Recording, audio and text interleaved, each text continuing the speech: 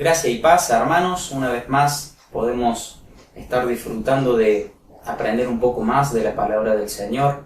Y como ya hemos mencionado, estamos viendo 25 razones por las que nació Jesús.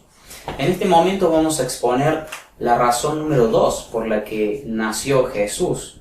Recuerden, estamos capacitando nuestros corazones para el momento de la natividad, para el momento de la Navidad, de ese nacimiento de Cristo Jesús. Ya vimos en el primer episodio que había una separación entre Dios y el hombre producto del pecado y se demandaba un sacrificio, ¿sí? Un sacrificio que expiara el pecado, que sacara el pecado y pudiese hacer que se una ese Dios santo con esos seres pecadores. En este caso, Dios eligió al pueblo de Israel en particular para que a través de un sistema de sacrificio puedan estar en comunión. Vemos gracia de parte de Dios en eso.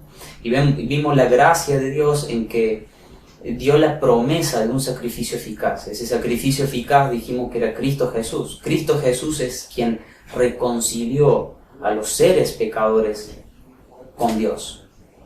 Ahora, ¿por qué Cristo Jesús en ese sacrificio pudo cumplir esa reconciliación y expiar el pecado? Bueno, nosotros sostenemos en la teología del pacto que hay 3 pactos, o en 3 pactos se dividiría la teología del pacto.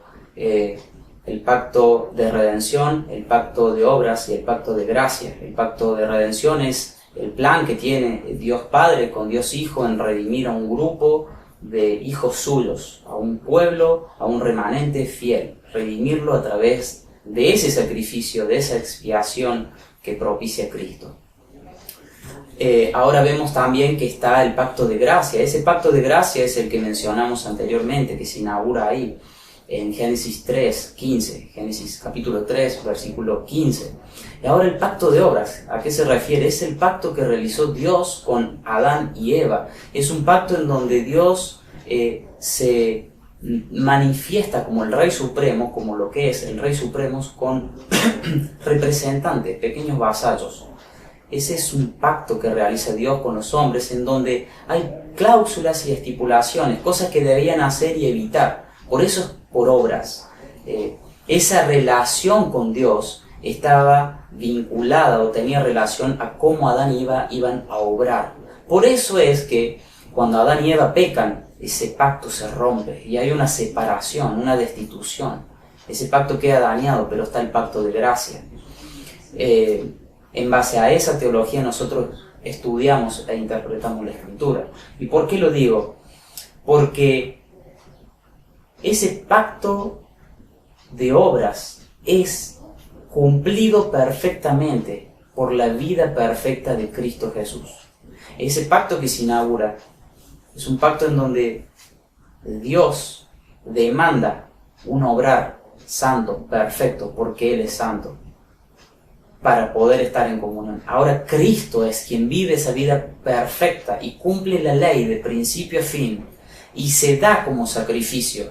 ¿Para qué se da como sacrificio? Para que nosotros, seres pecadores, mediante la fe en Cristo Jesús, podamos ser vistos ante Dios como santos. En otras palabras, lo que estoy diciendo, para poner algo, una ilustración. Nosotros imaginemos que estamos en un juzgado, está Dios como juez, Dios es el juez. Los hombres son las personas en juicio, las que van a ser juzgadas.